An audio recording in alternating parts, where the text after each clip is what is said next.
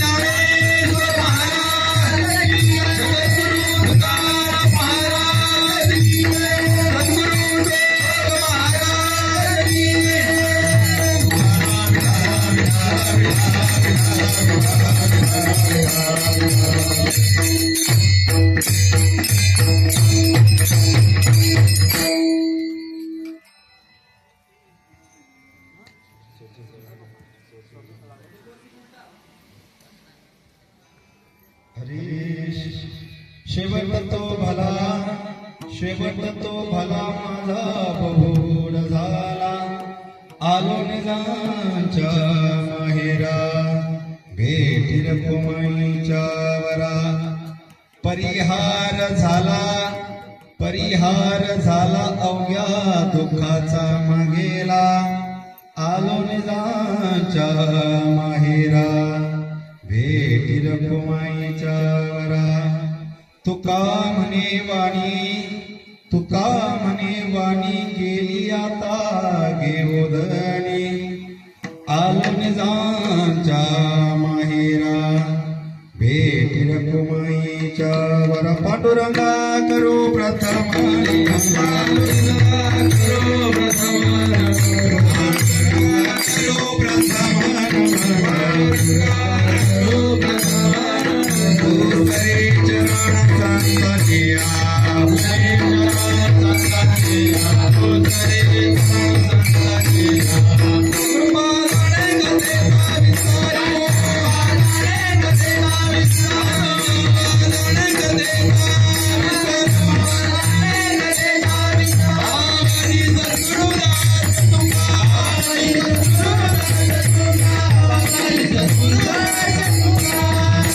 प्रथम नमन करू नादा उमा शंकराची या सुधा चरणावर ठेवणे माता साष्टांग दंडवत दुसरे बंधू शारदा जय सकळाचे आत्मदा भाग सिद्धी पावे जय सहजा तिच्या चरणावता दंडवत आता वंदो देव ब्राह्मण ज्यांची कोळी होते पावन प्रसन्न होते श्रोते जन तया माझे दंडवत आता नमो रंग भूमिका कीर्तनी उभी होते लोका टाळ मृदंग श्रोते देखा तया माझे दंडवत ऐसे नमन करुणे सकळा हरिकथा बोले बोबडिया बोला अज्ञानी म्हणून आपुल्या वाळा चालवे सकळा नमा म्हणे आता हृदय आपुले चौफाळूनिया भले वरी वैसव पावले श्री गुरूंची आता अभिनव वागविलासिनी जे चातुर्यार्थ कला कामिनी हे शारदा विष्णुमोहिनी नमिली मिया नमो ज्ञानेश्वरा निवृत्ती उदारा सोपान देवा मुक्ताबाई नमो त्रिभुवन पावली आद्यत्रय जननी देवाची विठाला विठाला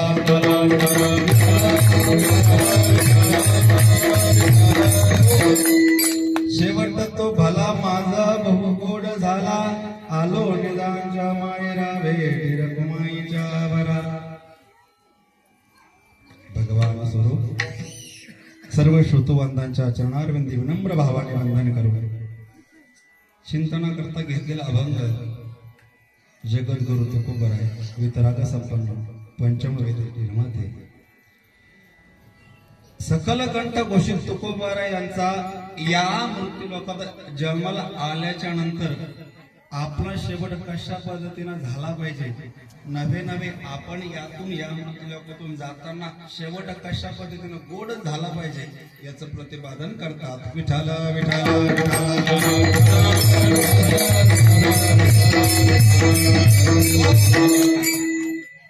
काही साधकांनी तुकोबरायांना प्रश्न केला, अहो महाराज तुम्ही सांगताय शेवट तो भला माझा बहु गोड झाला, अहो तुकोबराया नेमकं शेवट कशाचा शेवट सांगितलं तुकोबरायांनी? मरणाचा शेवट, आयुष्याचा शेवट का साधनेचा शेवट? आई मला सांगा शेवट कशा सांगितला तुकोबरायांनी? कशाचा? मरण हा माणसाच्या जीवनाचा शेवट नाही.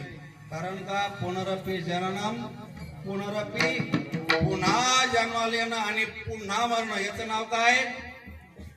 याचं नाव काय? परत पाहिल्यासारखेच करायला लागले. बोला ना, तुम्ही भांडणं झाले का आपल्या? काही बोललं पाहिजे. पुन्हा जन्माला येणं आणि पुन्हा मरणं याचं नाव मृत्यूलोक.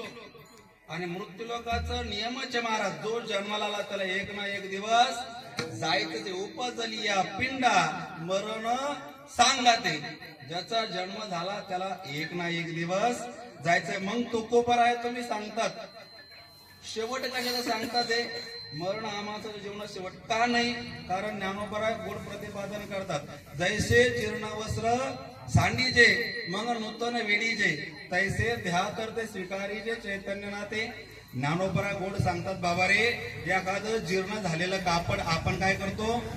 टाकून देतो. उदाहरणार्थ हा कीर्तनाचा ड्रेस आहे, मी किती दिवस वापर? 1 वर्ष 2 वर्ष वापर. खराब झाल्यानंतर काय करणार? टाकून देणार आणि दुसरा ड्रेस शिवणार.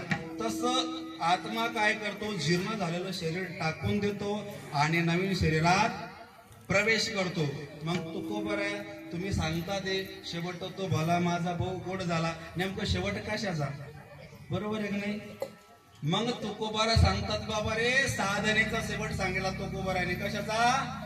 साधनेचा शेवट सांगितला. आपण या मृत्यूलोकात आल्याच्या नंतर असं काही साधन केलं पाहिजे, असं काही साधन केलं पाहिजे. आपल्याला न्यायला यमनी आला पाहिजे. कोण आला पाहिजे? जगाचा बाप आला पाहिजे. तुकोबरायला नेण्यासाठी जगाचा बाप आला. पाहुणे घराशी आजी आले ऋषिकेशी किंवा पिवळा पितांबर कैसा गगनी झळकला आणि गरुडावर बैसोनी माझा कोणाला? कैवारी आला. जगाचा बाप मला नेण्यासाठी आला म्हणून माझा शेवटचा माझा दिस कसा झाला? गोड झाला. आणि याच्यासाठीच मी रात्रंदिवस अट्टहास करत होतो. यासाठी केला होता अट्टहास. शेवटचा दिस म्हणजे आता तुम्हाला कळलं की साधनेचा शेवट. अहो तुकोबराय तुम्ही सांगताय ते खरंय हो, पण आता कोणी ठिकाणी गेले बरं तुम्ही? तुकोबराने सांगितलं मी माझ्या माहेराला आलो. कुठं आलो? माहेराला. माता मावले हो तुम्ही माहेराला गेल्यानंतर काय असतं तिथं? तिथं माय असती, बाप असतो, बहीण असती, भाऊ असतो, सर्वजण असते.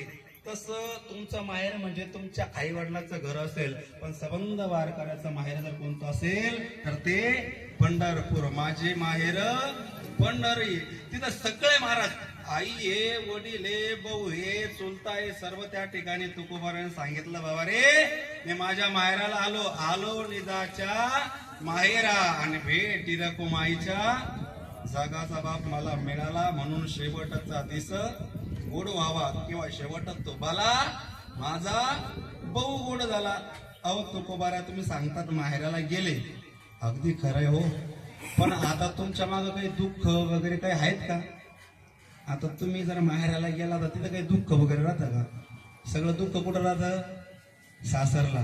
तुकोबराने सांगितलं, बाबा रे ते दुःख नाही का मागच्या जन्मातच निघून गेलं. मागच्या परिहार झाला अवघ्या दुःखाचा माग गेला, ते मागच्या जन्मातच निघून गेलं. परत काही साधकांनी प्रश्न केला, अहो तुकोबराया तुमच्या जीवनामध्ये एवढी मोठी क्रांती कशाने झाली? तुमचा शेवटचा दिवस गोड होतो, मग आमचा का होत नाही? तर मग एवढी मोठी क्रांती तुमच्या जीवनामध्ये कशाने झाले? तर तुकोबारा एकच सांगतात रे बाबा रे, हे फक्त माझ्या वैखरी वाणीने, माझ्या वाणीने फक्त त्याचं नामचिंतन केलं. तुका म्हणे वाणी गेली आता घेऊ धनी, माझ्या वैखरी वाणीने मी फक्त त्याचं तुझं नामचिंतन केलं, देवाचं नामचिंतन केलं. परिणाम काय झाला? शेवट तो भाला, माझा भाऊ गोड झाला. हा झाला अभंगाचा सरळ सरळ भावार्थ. विठाला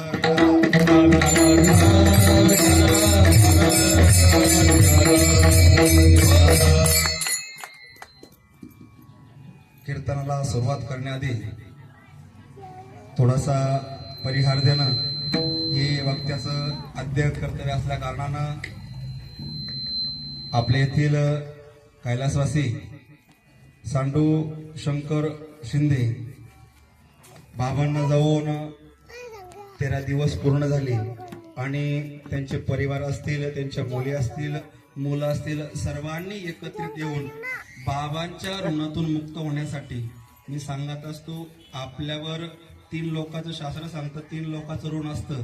एक आहे देवाचं ऋण असतं, दुसरं असतं महाराज संतांचं ऋषीचं ऋण असतं, आणि तिसरं आपल्या आई वडिलांचं ऋण पितृ ऋण असतं.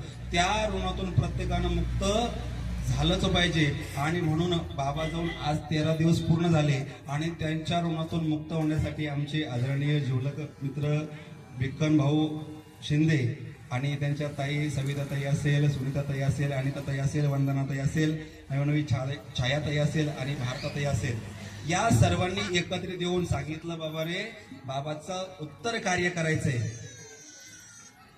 आणि खरं पाहिलं तर ज्यांच्या मार्फत या ठिकाणी येण्याचा योग आला असे असणारे आमचे आदरणीय संस्थेचे शिक्षक आहेत, असे असणारे शंकर भाऊ लोखंडे यांनी सांगितलं, महाराज 9 तारीख तुम्हाला खाली ठेवावं लागते. बरं म्हणलं काय अडचण आहे बाबा?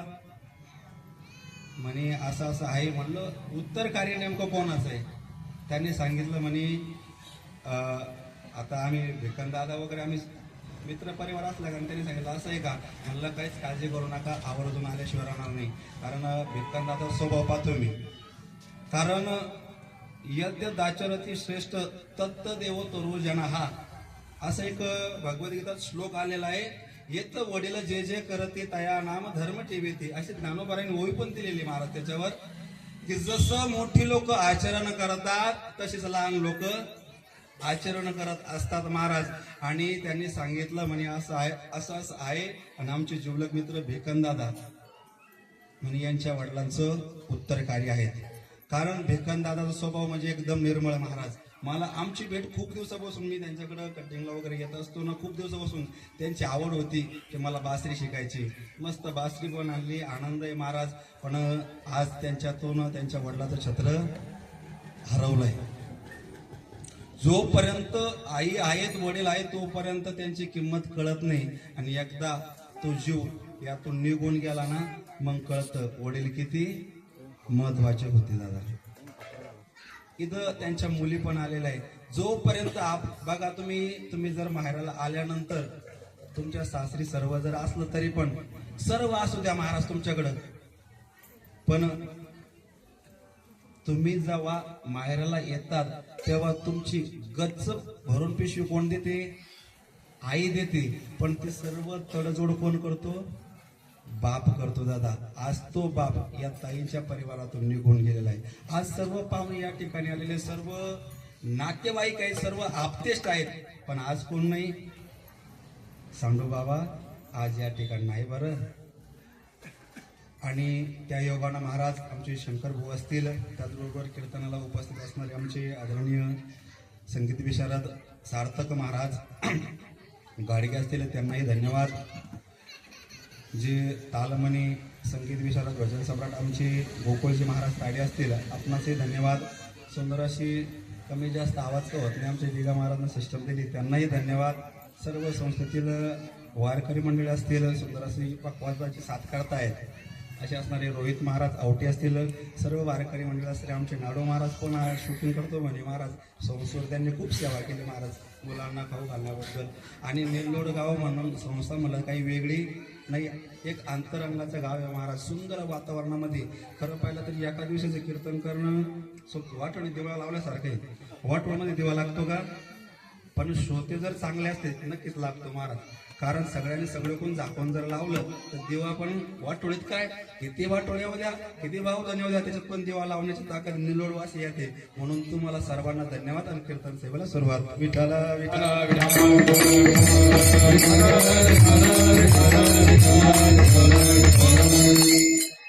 कीर्तन हे निमित्ताचा असल्या कारणानं महाराज आपल्या निमित्ताच्या आपल्याला विषयाच्या बाहेर जाता येत नाही. काही लोक डोकं लावतात बाबा, काही लोक डोकं लावतात, सांगतात ओ महाराज एकदा जीवन निघून गेला. सगळे एज्युकेटेड लोक आता तुम्हाला सगळे मोबाईल वगैरे वापरतात. एकदा माणसाचा जीव निघून गेला. आम्ही विज्ञानवादी लोक आहोत. ज्या गोष्टी दिसतात त्याच गोष्टीवर विश्वास ठेवतो, बरोबर आहे की नाही? ज्या गोष्टी आमच्या डोळ्यांना दिसतात त्याच गोष्टीवर विश्वास ठेवतो. एकदा जीव निघून गेला, एकदा जीव निघून गेला मग हे उत्तर कार्य असेल, दशक्रियाविधी असेल, पिंडदान असेल, हे करायची काय गरज? हे नाही केलं तर जमत नाही का असा प्रश्न विचारणार तुम्हाला कोणीतरी. मग तुम्ही काय सांगणार याला? बाबा रे पाठीमागून चालत आलं आणि आम्ही पुढं चालू ठेवतो असं सांगता येईल का? असं सांगता येणार नाही. त्याला माझं उत्तर आहे महाराज, जर कधी आपण आपल्या आई वडिलांच्या ऋणातून जर मुक्त जर नाही जर झालो तर महाराज सांगतात, भगवद्गीता सांगते आपल्या कुळाला दोष लागतात. काय दोष लागतात? पतंती पितृ हेशा लुप्त पिंडोदक क्रिया दोषे रहते कुल ज्ञाना वर्ण संकर कारगई. भगवद्गीता सांगते जर आपण आपल्या वडिलाच्या ऋणातून जर मुक्त जर नाही जर झालो आपल्या कुळाला काय लागतात? तुम्ही बोला नका, मी याला 500 घेईन बरं. हा असं बोललं पाहिजे महाराज. कारण तुम्ही आम्ही खेडीमध्ये गदारोळे आनंदात कीर्तन ऐकायचं महाराज. कुठंच लक्ष द्यायचं नाही, फक्त महाराज काय सांगतो तेवढं लक्ष द्यायचं. तुम्हाला शेवटपर्यंत अभंग पण आणि कोणती विधी का करावा हे सगळं सांगतो, तरच उठू देणार नाही. मी तसं कोणालाच उठू देणार नाही या ठिकाणी. विठाला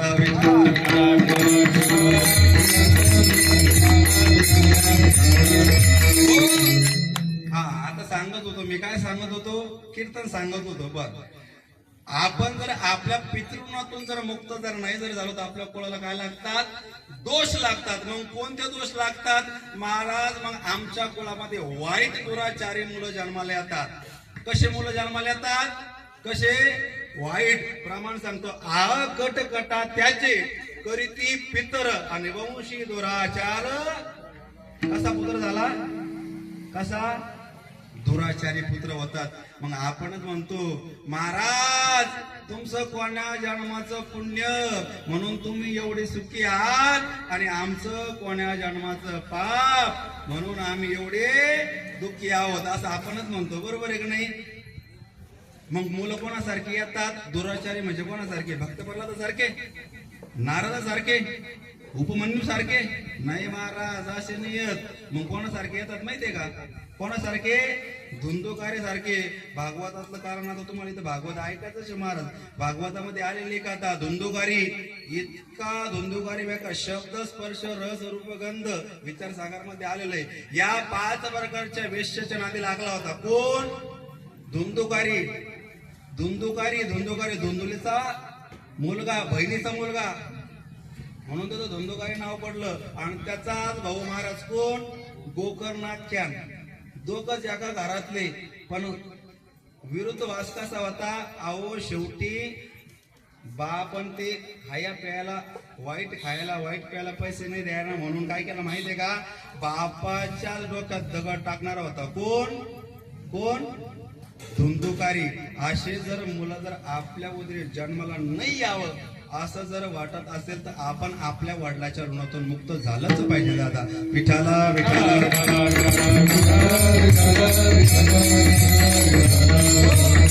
मग महाराज तुम्ही सांगता ते खरंय, पण आता तुम्ही तोटा सांगितला पण फायदा पण कळायला पाहिजे ना. जर कधी आम्ही आमच्या वडिलाच्या ऋणातून मुक्त जर झालो, पिंडदान असेल, नवे दशक्रियाविधी असेल, नवे छत्रदान असेल, हे दानविधी जर केला, उत्तर कार्य जर केलं तर काय होईल? तर महाराज सांगतात, तुका म्हणे पितृ आशीर्वाद देती आणि कल्याण इच्छिती त्यांचे सदा. बाबा रे, आपण आपल्या वडिलांच्या ऋणातून जर मुक्त जर झालो तर आपले पित्र काय करतात, आपल्याला काय करतात तुम्ही सांगणार नाही का? आशीर्वाद देतात. मग कोणता आशीर्वाद देतात? यश, श्री, औदार्य, ज्ञान, वैराग्य, ऐश्वर्य हे साही गुणवर्य वसुधी देत. कोणकोणते? यश, श्री, औदार्य, ज्ञान, वैराग्य, ऐश्वर्य सर्व गोष्टी त्या ठिकाणी देतात. आणि म्हणून आपण आपल्या वडिलांच्या ऋणातून मुक्त झालं पाहिजे. महाराज तुम्ही सांगतात आता ते आम्हाला कळलं, पण मग आम्ही आमचा विधी करू, पण कीर्तनच ठेवावं असं का? नाही, कीर्तन ठेवलं तर जमत नाही का? आता सगळे लोक मरते, पण प्रत्येक जण कीर्तनच ठेवतं का? ठेवतं का कीर्तन? ठेवतं कोणीच ठेवत नाही महाराज. आणि त्याचं कारणही सांगतो, कीर्तन का ठेवावं त्याचं कारण सांगतो. आपण आपल्या वडिलाच्या ऋणातून मुक्त होण्यासाठी होताना आपण पिंडदान करतो, बरोबर ना? तुमच्याकडे करत नाही का? करतो, बरोबर आहे की नाही? पिंडदान करतो, छत्रदान करतो ना? असं दान, तीळदान करतो ना? हे दान करत असताना आपले ब्राह्मण देवता किती आपल्या ओळखीचे जरी असले तरी एखादा श्लोक चुकू शकतो, काहीतरी उच्चार वेगळा निघू शकतो, गोकुळ बाबा निघू शकतो, बरोबर आहे की नाही? बरं जाऊ द्या, ब्राह्मण देवता एकदम शुद्ध जरी असला तरी आपल्या हाताने काहीतरी दोष लागू शकतात. आपल्याला पिंडदान करताना अंगठ्याने पाणी टाकावं लागतं, बरोबर आहे की नाही? ब्राह्मण देव सांगतात अंगठ्याने पाणी टाका. ते अंगठ्याचं पाणी जर असं जर गेलं तर काय लागला? दोष लागतो. मग हा दोष कुठं भरून निघतो? ज्या ठिकाणी नामचिंतन होतं टेका महाराज, त्या ठिकाणी हा कुठलाच दोष राहत नाही. कारण रामकृष्ण नाम सर्व दोष आणि जड जेव्हा तारण. कोण तारतो त्याला? संदीप काकडे. कोण तारतो? हरियक, जगाचा बाप पंढरीश पांडुरंग परमात्मा त्यात टाकतो. आणि आज नक्कीच आनंदाची गोष्ट वाटते गोकुळ बाबा सार्थक महाराज. कारण का आज बाबाला उत्तर देण्यासाठी जगाचा बाप आला असेल. कारण का त्याचं प्रीत आहे महाराज. ज्या ठिकाणी कीर्तन होतं, जेथे कीर्तनाची जागा ते स्वतः कोण? संदीप काकडे उभा नाही, स्वतः कोण? पांडुरंग उभा महाराज. आणि हे लेकर जर गातात ना महाराज, हे लेकर गातात ना, स्वतः जगाचा बाप येतो तिथं. मला सांगा आई, या मंडपाच्या बाहेर एखादं लहान लेकरू रडायला जर लागलं, त्याच्याजवळ कोण जातं? पहिले कोण जातं? तुम्ही सगळेजण त्याच्याकडे बघता, पण जवळ कोण जातं?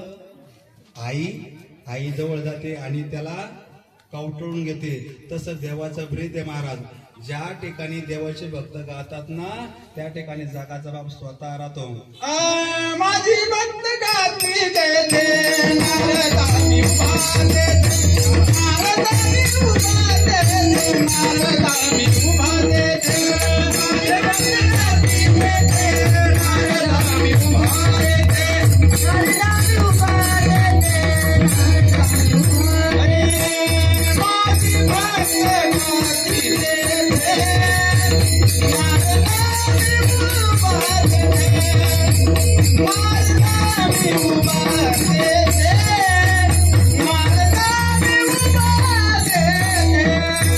माझे भक्त गाती देते, मारदानी उभा देते, मारदानी उभा देते, मारदानी उभा देते. वा, गोकुळ महाराजांनी गोड प्रमाण दिलं महाराज. माझे भक्त गाती, ज्या ठिकाणी भगवंताचं नामचिंतन होतं त्या ठिकाणी नारदामी उभा देते. आणि आज हे सर्व वारकरी बाबाच्या उत्तर कार्यानिमित्त सुंदर असं भजन करतात, गातात, वाजवतात. नक्कीच कोण आहे या ठिकाणी? जगाचा बाप आहे. आणि नक्कीच बाबाला आज या ठिकाणी उत्तर दिशा दिल्याशिवाय राहणार नाही. दादा विठाल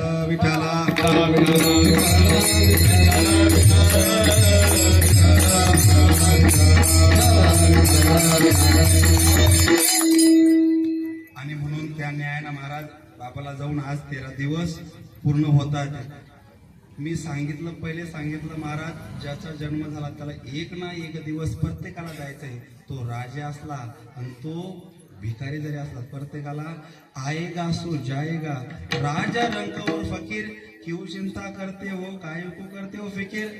अजिबात फिकीर करायचं नाही. कोणी गरीब जरी असला आणि श्रीमंत जरी असला, त्या मृत्यूच्या बाबतीत अजिबात वशिला लागत. हरी जन्माले बाळ त्याची वाट पाहे गाव. त्याची वाट पाहे गाव. त्याची वाट पाहे गाव. जन्माले बाळ त्याची वाट पाहे गाव. त्याची वाट पाहे गाव. त्याची वाट पाहे गाव. महाराजांनी जन्म आले बाळ त्याची वाट पाहे. काय पाहे? का जिल्हा परिषदचं पद? त्याची वाट कोण पाहत?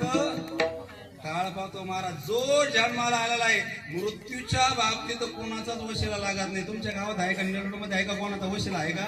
मला बी लावायचा होता यामाकडे वशिला, की मृत्यूच्या बाबतीत कोणाचा वशिला लागतो का महाराज? तुमचा धन असू द्या, संपत्ती असू द्या, हे सर्व स्थायीचे ठाई. तुमचं संचित आणि तुमचं क्रियामान कर्म, संचित आणि क्रियामान कर्मच तुमच्या सोबत जाऊ शकतं. तुम्ही केलेली क्रिया तीच तुमच्या सोबत जाऊ शकते. तुम्ही केलेलं कर्म तेच तुमच्या सोबत जाऊ शकतं. या मृत्यूच्या बाबतीत वशिला कुणाचाच चालत नाही. तुमच्या गावात नाही महाराज. असं जगाचा बाप विष्णू परमात्मा, त्याचं वाहन कोण? ड्रायव्हर गरुडजी. त्यानं लावायचा प्रयत्न केला होता वशिला आई. कोणाला? विष्णू परमात्म्याचं वाहन कोण? गरुड. गरुडाना ड्रायव्हर, देवाचा ड्रायव्हर, त्यानं प्रयत्न केला होता आपण काय करू, मृत्यूच्या बाबतीत वशिला लावू असा प्रयत्न केला होता. आणि एक वेळचा प्रसंग, आईची तब्येत खालावली. कोणाच्या? गरुडाच्या आईची तब्येत खालावली महाराज. आणि खालावल्यानंतर मग रोज एक जण बघायला यायचं. आपल्याकडे नाही येत का? एखाद्या आजीबाईची तब्येत खालावली, आता मरणात जवळजवळ आल्याच्या नंतर मग एका घाटेवर पडल्या नंतर मग कोण येतं? मग मुलं येतात, मुली येतात, आते येते, हे येते. मग कोण म्हणतं सफरचंद देऊ का, कोणी म्हणतं लाडू देऊ का, कोणी म्हणतं उडदाचा पापड देऊ का, कोणी म्हणतं अंजीर देऊ का, कोणी म्हणतं काजू बदामचा शिरा देऊ का.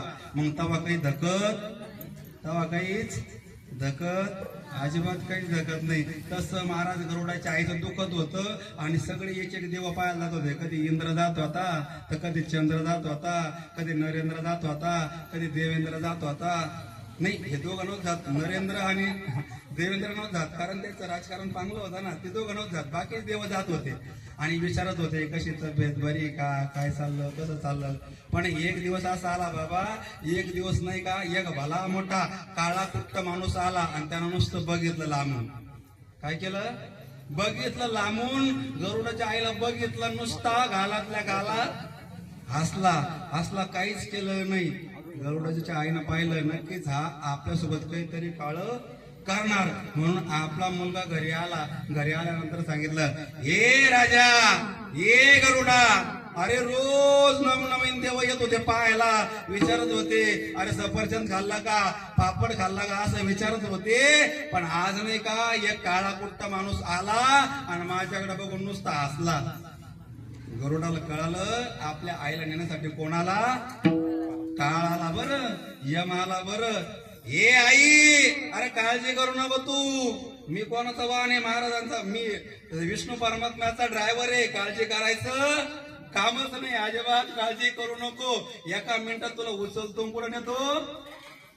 देवाच्या पायाजवळ नेतो. मग देवाच्या पायाजवळ नेल्यानंतर यम येईल का तिथं? अजिबात यम येणार नाही. काळ अजिबात, काळ तिकडेच काळ करेन त्याचं. पण देवाजवळ येईल का? अजिबात येणार नाही. उचलला आईला महाराज गरुडानं आणि आकाश मार्गी घेऊन जायला निघाला. आणि जात असताना महाराज हिमालयापर्यंत गेला आणि आईने सांगितलं, हे राजा, अरे प्रवास करून करून थकले रे, पाणी प्यायचं रे राजा. असं म्हणल्यानंतर आई काळजी कशाला करते? मग हिमालयाच्या पर्वत रांगेमध्ये राजमेरू नावाचा पर्वत आहे, त्या ठिकाणी खाली उतरवलं महाराज. कोणाला? आईला खाली उतरवलं. आणि खाली उतरवल्यानंतर गरुडजी निघाले पाणी आणण्याला. आईला पाणी प्यायचं होतं ना, पाणी आणण्यासाठी निघाले. जात असताना ते कोण कालचा काळा कुट्टा माणूस हजर म्हणायला लागला, रामकृष्ण हरी गरुडजी. नाही, तो यम होता म्हणा, तो रामकृष्ण हरी म्हणणार. तो रामकृष्ण हरी म्हणणार तो यम कसा? आपल्या गावात भरपूर अशी यम आहे, ते कधी देवाचं नाव घेणार? देवाचं नाव घेणार? आज हसल्याचा अर्थ आपल्या गावात भरपूर अशी यम आहे, ते कधी देवाचं नामचिंतन करत नाही. उलट म्हणतील शिंदे परिवाराला काही काम नव्हतं, कशाला ठेवलं कीर्तन, कशाला केला एवढा मोठा विधी, कशाला केलं अन्नदान. पण त्यांना कुठं माहित महाराज शास्त्र काय सांगतं. असे भरपूर काही यम आहे आपल्या गावामध्ये. जर कीर्तन जर असू द्या, सप्ताह असू द्या. आता आपल्या गावातला सप्ताही सुरू झाला आजपासून. महाराज लोक म्हणते बस बस बस बस, या टाळकुट्याला एवढंच काम आहे हो, आता 8 दिवस झोपू देणार नाही हो. यांचे भोंगे काय, यांचा हरिपाठ काय, यांचा कीर्तन काय, असे यम प्रत्येक गावागावात, प्रत्येक गावात आहे महाराज. मी तुमच्याच गावात सांगतो, मी आमचं गाव का धुतला तांदूळाचं आहे का? अजिबात नाही, तुमच्यापेक्षा डबल नाही यम आमच्या गावात आहे महाराज. असे असो महाराज म्हणायला लागला नमस्कार गरुडजी. म्हणे इकडे कस काय? यमानं सांगितलं म्हणे गरुडजी अहो तुमचं धन्यवाद व्यक्त करायला. म्हणे माझं धन्यवाद? म्हणे कस काय माझं धन्यवाद? अहो गरुडजी तुमच्या आईचं मरण हिमालयामधल्या राजमेरू पर्वतात होतं, आणि काल मी तुमच्या घरी आलो होतो. तुमची आई तुमच्या घरी झोपलेली होती मस्त, मला बघितलं सुद्धा. मला वाटतं विधीचं विधान चुकीचं ठरतं की काय? जे विधी लिहिते ना आपला 5च्या राती, 5 मला वाटलं विधी काहीतरी चुकीचं लिहिते. कारण कोणती एखादी जागवार गाडी तुमची फॉर्च्युनर असू द्या 2 ते 3 तासामध्ये तुमच्या आईला हिमालयात आणू शकत नाही, पण तुम्ही बरोबर टायमिंग वर आणून सोडलं. तुम्हाला धन्यवाद. उचललं आईला आणि घेऊन गेला. म्हणून मरणाजवळ कुणाचाच वशिला चालत नाही दादा. विठाला विठाला.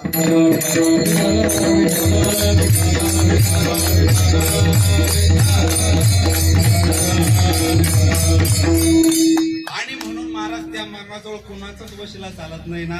तुमची संपत्ती असू द्या, धन असू द्या, इस्टेट असू द्या, असे भरपूर लोक दादा इतके लोक भेटतात आम्हाला. अहो महाराज तुम्हाला सांगतो म्हणे आमच्याकडे एवढा पैसा आहे ना, एवढा पैसा आहे ना, तुम्हाला सांगतो म्हणे आम्ही नगर जिल्ह्यामध्ये तिकडे कार्यक्रमाला गेलो. गोकुळ महाराज होते बा, ते म्हणे आम्ही 10 कोटीचा बंगला बांधला. किती कोटीचा?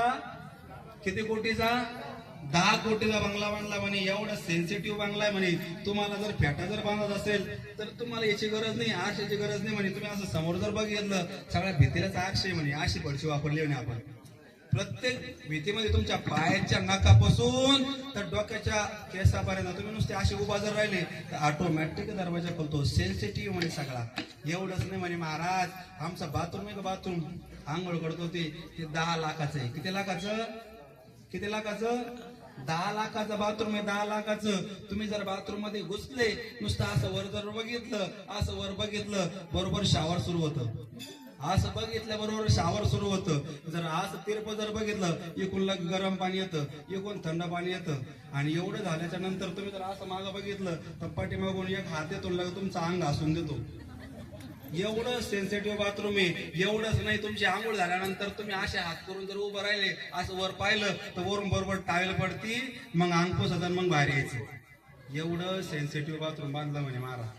म्हणलं ताई, म्हणलं बाबा अहो अगदी खरंय, 1 नंबर घर बांधलं तुम्ही.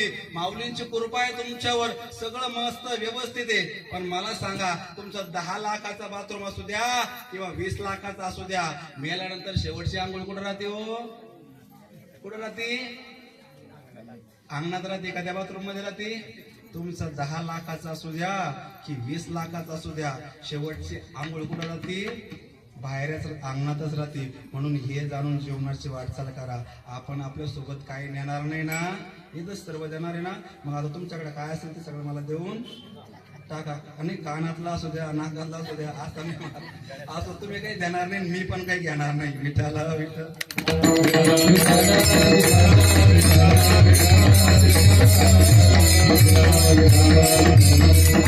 आपण हे जीवन जगत असताना फक्त आपलं कर्म चांगलं करा दादा. काय करा? कर्म चांगलं करा. आपण मेल्यानंतर आपलं नाव राहिलं पाहिजे. काय राहिलं पाहिजे? आपण गेल्याच्या नंतर आपलं नाव असलं पाहिजे. मग एक जण मला म्हणायला लागला गोकुळ महाराज नावच राहिलं पाहिजे ना, मग त्यासाठी चांगलं करायची काय गरज आहे? काय करायचं? मरताना माणसाकडून सगळ्या गावाकडून पैसे घ्यायचे आणि न देताच मरून जायचं, तरी नाव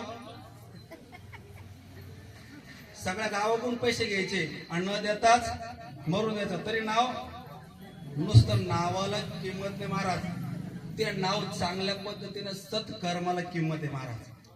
जेवढे छत्रपती शिवाजी महाराज प्रत्येकाला माहिती आहे, तसं औरंगजेब सुद्धा माहित आहे, बरोबर आहे नाही.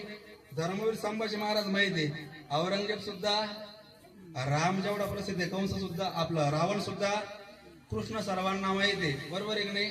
आणि कंस माहित आहे, कर्ण सर्वांना माहिती आहे, अर्जुन सर्वांना माहिती आहे, दुर्योधन, दुःशासन सगळ्यांना. पण चांगलं कर्म करणारच उत्तम असतो महाराज. उत्तमाची हो रे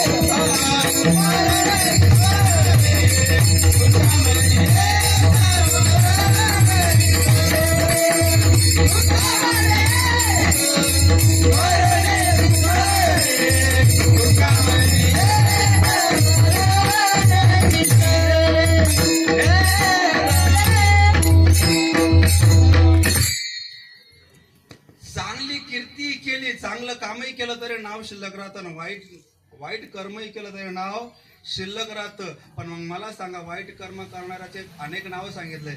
या कांद्याचं नाव आपल्या गावामध्ये दुःशासन आहेत का? आहेत. एखादा दुर्योधन आहेत का? एखादा कंस आहे का? रावण आहे का?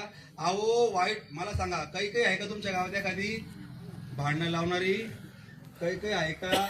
नाही महाराज. अहो वाईट नाव जर कोणी वापरलं ते आम्हाला सहन होत नाही, आणि वाईट कर्म केल्यानंतर सहन होईल का? म्हणून हे जाणून जीवनाची वाटचाल करा. मग तुकोबारायने पण कर्म केला ना. तुकोबाराय 42 वर्ष जगले महाराज. किती वर्ष?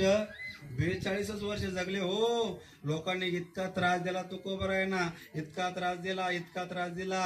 अहो मामाजी बुवानं तुकोबारायना काठीनं मारलं, काठीना. आणि तुकोबराय इतका जर त्रास जर आजच्या कीर्तनकाराला जर असता, तर मी माझ्या बाबतीत बोलतो, एकही कीर्तनकार राहायला नसता महाराज. एवढा त्रास होता.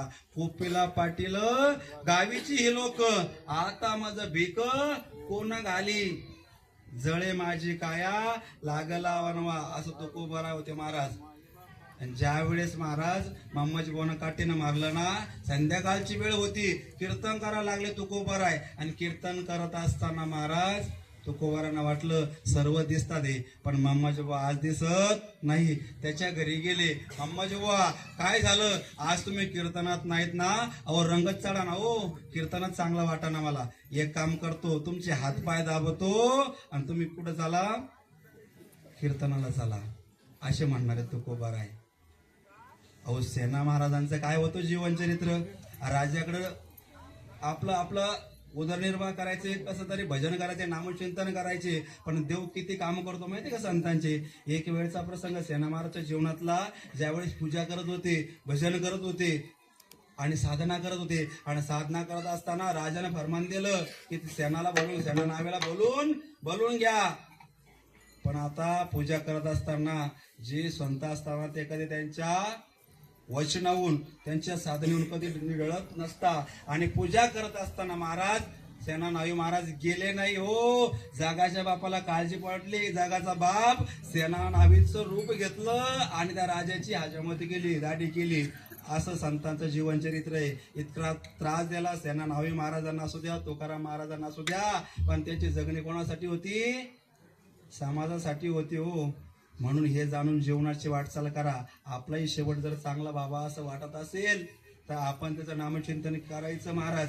मग शेवट कोणाकोणाचा झाला? अहो धृतराष्ट्र होता, 100 पोराचा बाप होता, चक्रवर्ती राजा होता, महाभारताचा खलनायक होता, एवढा भाग्यवान होता. आई तो एवढा भाग्यवान होता, अरे ज्याला संजयाच्या मुखातून जी भगवद्गीता ऐकल्यानंतर आपण मोक्षपदाला प्राप्त होऊ शकतो, ती भगवद्गीता घरी बसल्या बसल्या ऐकायला मिळाली. कोणाला? धृतराष्ट्राला. पण एवढी भगवद्गीता ऐकून ज्याच्या जीवनात तिला मात्र सुद्धा बदल झाला नाही, एवढा दुर्भाग्य सुद्धा कोण? धृतराष्ट्रच म्हणावं लागेल. लोक कीर्तन ऐकतात पण बदलत म्हणा म्हणा म्हणा बदलत नाही महाराज. एखाद्या आईला म्हणा, आई तुमचं कोण्या जन्माचं पुण्य पाहना, तुमचे घरचे कसे मस्त अष्टगंध लावतात, बुका लावतात, मस्त कडक टोपी घालतात, धोतर घालतात, काय वारकरी घराणा आहे तुमचा. आजीला असं म्हणलं ना, आजी म्हणते महाराज तुम्ही त्यांच्या धोतराकडे जाऊच नका, ते 13व्याला जर गेले तर नवीन चपला घरी घेऊन येतात, तुम्ही त्यांच्याकडं जाऊच नका. एवढंच नाही, त्यांनी काय केलं माहितीये का? आमच्या शेजारचे एक संडास बाथरूम आहे, त्याच्या जवळ उभा राहिले आणि फोटो काढला आणि सरकारला पाठवला आणि सरकारचे 12,000 त्यांनी आणले. आणि आमच्या गावात एक नाही का मारुतीचं मंदिर आहे, जुनं मारुतीचं मंदिर आहे, गावाच्या बाजूला थोडं बाजूला आहे, तर ते पडकं मंदिर आहे. त्याच्या त्या भेटीत जे गज आहे ना, ते गज आणले आणि आमच्या म्हाताऱ्यानं काय केलं माहितीये का? ते घरचं सप्परचं बाथरूम नाही राहत का, ते बाथरूम आणलं त्या गजानं. म्हणून तुम्ही त्यांच्या गजावर जाऊ नका. लोक कीर्तन ऐकतात पण अजिबात बदलत नाही महाराज. नाही, आता तुम्ही बदलणार वाटतं. तुम्ही एवढे इतकं श्रोते ऐकता ते म्हणल्यानंतर तुम्ही नक्कीच बदलणार महाराज. एवढा दुर्भाग्य म्हणावं लागेल महाराज. 700 श्लोकाची भगवद्गीता ऐकली पण अजिबात बदल झाला नाही हो, अजिबात बदल झाला नाही. आणि इतका त्रास दिला महाराज पांडवांना, इतका त्रास दिला, वनवास अज्ञातवास अनेक त्रास दिला महाराज. आणि शेवटी एकट्या भीमानं 100 कौरवाला मारलं आणि मारल्याच्या नंतर पांडवांनाच जे राज्य होतं हस्तिनापूर ते पांडवांनाच मिळालं. आणि मग शेवटी यांच्याकडे जावं लागलं बरं, कोणाला? धृतराष्ट्राला. आणि ज्यावेळेस धृतराष्ट्र जेवायला बसला त्यावेळेस तो म्हणाचा, ए आंधळ्या, अरे इतका त्रास दिला रे तू आम्हाला, वनवास अज्ञातवास, आणि शेवटी तुला आमच्याकडं जावं लागलं. अरे कुत्र्याला खाऊ घालणं तसं तुला खाऊ घालणं, असं म्हणायचा महाराज. कोण? भीम. असंच म्हणायचा. कोणाला? धृतराष्ट्राला. अरे तुला सांगू, अरे आंधळ्या तुला सांगू, तो पोराला कसं मारलं? अरे अशी गादा मारली त्याच्या मांडीवर, सगळं रक्त आणि मांसच पडत होतं. कोणाच्या? दुर्योधनाच्या मांडीवर अशी गदा मारली ना, अरे नुसतं रक्त आणि मांसच पडत होतं. असं जर म्हणायला लागलात कंटाळणार नाही का? कोणता असा बाप हो स्वतःच्या मुलाचा मृत्यू असा उघड्या कानाने ऐकून घेईल? असं मारलं. अहो रात्रीच्या वेळेला या पोण्याला कंटाळला, रात्रीच्या वेळेला वनात गेल्याच्या नंतर ज्या ठिकाणी आग लागलेली होती, आंधळा होता, त्या आगीत लागून भस्म झाला. हा शेवट एका चक्रवर्ती राजाचा आहे, हा शेवट एका 100 पोराच्या बापाचा आहे, हा शेवट एका महाभारताच्या खलनायकाचा आहे. म्हणून जीवन जगत असताना घमंड कशाचीच करायची नाही, ना विद्वत्तेची, ना पैशाची, ना संपत्तीची, ना सत्तेची, कशाचीच घमंड करायची नाही. एखादा लक्षाधीश असला तर भिक्षाधीश व्हायला वेळ लागत नाही, एखादा भिक्षाधीश असला तर त्याला लक्षाधीश व्हायला वेळ लागत नाही. हे जाणून जीवनाची वाटचाल करा दादा. आपण फक्त आपलं कर्मच करू शकतो. आणि मग असं म्हणता तो कोबरा म्हणायला लागले, आता नाही राहायचं बरं, आता लय समाजाला त्रास दिला, आम्ही जातो आमच्या गावात, आमचा राम घ्यावा, आम्ही जातो आमच्या गावात, चला रे बाबा आता थांबायचं नाही. आणि जायला लागले तो कोबरा आहे. सगळ्या नेल्लोडवासीला सांगितलं, ओ नेल्लोडवासी हो, नाही देववासियांना सांगितलं, ओ देववासियांनो चला, मी वैकुंठाला चाललो, तुम्हाला चालायचं का? लोक कोणीच विश्वास ठेवला नाही महाराज. लोक म्हणायला लागले आम्हाला यायचं नाही. आणि शेवटी महाराज आपल्या पत्नीकडे गेले, सांगायला लागले, आवले अगं तुला चालायचं का वैकुंठाला? जगाचा बाप आला ना मला न्यायला. अहो वेळ झाला, त्याला वेळ झाला, वाढ वेळ झाला, उभा पांडुरंग मला कुठं बोलवतोय? वैकुंठी श्रीरंग बोलावितो, वैकुंठाला मला बोलवतो. अगं चाल ना ग तू. असं म्हणलं महाराज बायकोला. बायको होती महाराजची. बायकोने सांगितलं, अहो बाबा, अहो महाराज, आताच कुठं खायचे दिवस आले, आताच कुठं सुखाचे दिवस आले, आताच कुठं आपली म्हैस आली, आता तिचं दूध बीध खाऊ द्या जरा. तुम्हाला जायचं तर जा, मला यायचं म्हणून सर्व पुरुष मंडळीला विनंती आहे, बायकोच्या नांदी लागायचं. त्यांना काहीच नाही महाराज, त्यांचं सुख त्यांना भेटलं तर बाकी काही लागत नाही. आपण प्रत्येकानं, मग मी सांगत असतो महाराज, कमवायचं कोणासाठी हो? चांगल्या मुलासाठी का वाईट मुलासाठी? चांगल्या. तुम्ही म्हणले चांगल्या, तो चांगलाच आहे महाराज, तो कधी कमवून घेईल. आता म्हणा वाईट मुलासाठी, तो वाईटच आहे. तुम्ही किती कमवलं ते काय करणार आहे? पाण्यातच घालणार आहे. म्हणून दोन्ही मुलासाठी कमवायचं नाही, कमवायचं तर कोणासाठी? स्वतःसाठी. जवळ हे सकळ सिद्ध आहे, हात चालावया पाय, तव तू आपले सोयीत साय तीर्थयात्रा जाय चुकू नको. जोपर्यंत आपलं पंचप्राण पंच ज्ञानेंद्रिय कर्मेंद्रिय चांगली यथोचित आहेत ना, तोपर्यंत त्याची किंमत कळून घ्या. एकदा याला रोगानं जरा ग्रासला ना, मग नंतर इतका त्रास होतो, बरं लय त्रास होतो. अशी कितीतरी उदाहरणं सांगता येईल महाराज, इतकी कितीतरी उदाहरणं आहे महाराज. मग वर गेल्यानंतर आपण जर कर्म जर चांगलं नाही केलं ना, वर मग असंच नुसतं मारिती झोडीती तोडीती निष्ठुर, नुसतं मारणं झोडणं तोडणं असंच राहतं महाराज. म्हणून जीवन जगत असताना आपण काय करू शकतो? फक्त एकच कर्म करू शकतो. मग असं म्हणता तुकोबाराय म्हणायला लागले, बाबा रे आम्ही चाललो. अहो तुकोबाराया, मग आतापर्यंत तुम्ही कुठून आले होते आणि कुठं चालले? तुकोबाराय सांगितलं, बाबा रे आम्ही वैकुंठवासी आलो, याचं कारण अशी बोलिले ते ऋषी साच भावे वर्तया. आणि कशासाठी आले? झाडू संतांचे मार्ग, आड राणी भरले जग.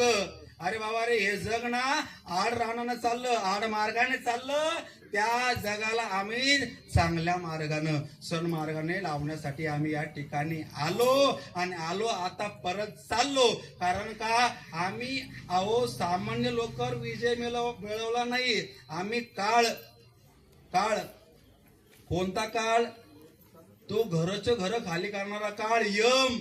तो काळ आम्हाला गुलाम सलाम करायला लागला. काळ गुलाम सलाम करी, तो तुकोबा घरी राबत असे. एवढंच काय, आमचं नुसतं नामचिंतन जर केलं तर तो थर कापायचा. कोण?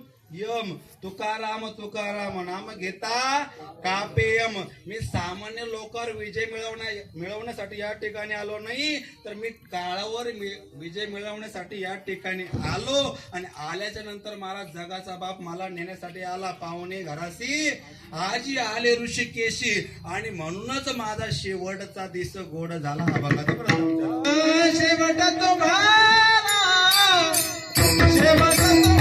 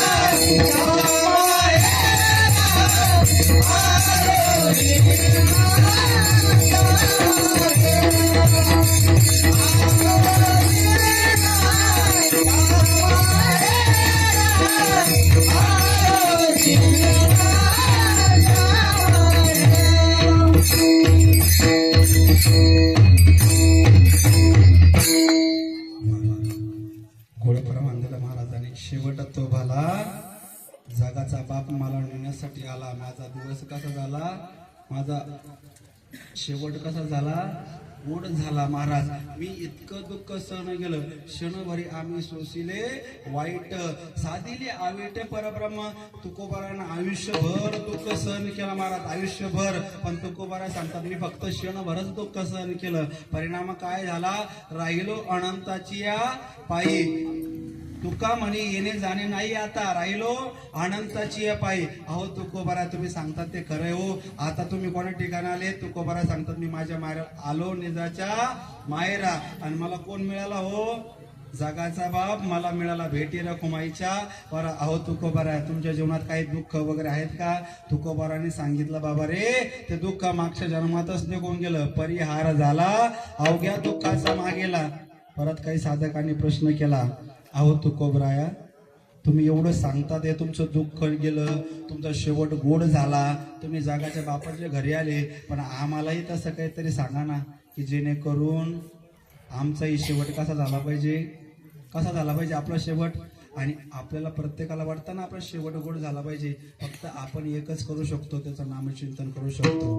आपण फक्त आपल्या वाणीने काय करायचं, त्याचं नामचिंतन करायचं, अभंगाचं शेवटचं. तुका म्हणे वाणी, तुका म्हणे वाणी, तुका म्हणे वाणी.